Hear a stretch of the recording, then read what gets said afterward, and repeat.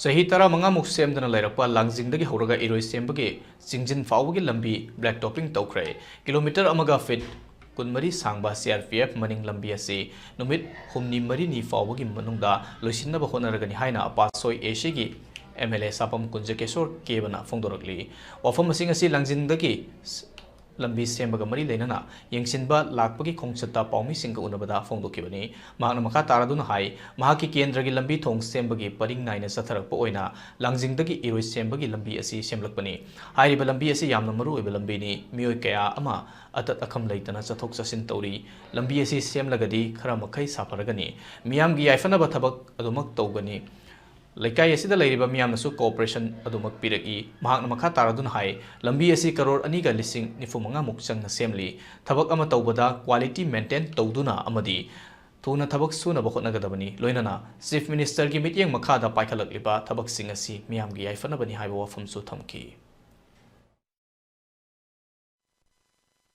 Estimated cost is 2 crore and 45 kumba haijaba tare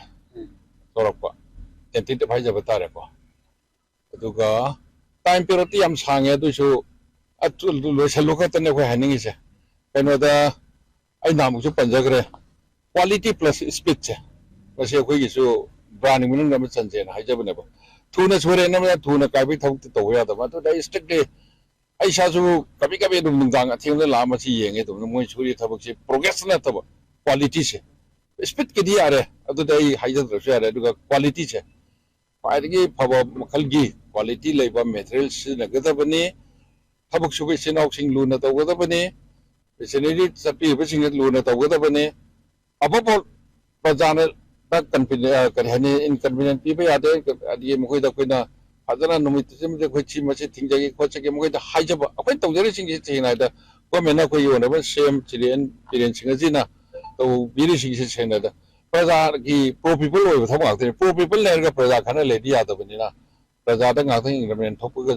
haijo fazana mo da request to ga che adum poin haijaba ne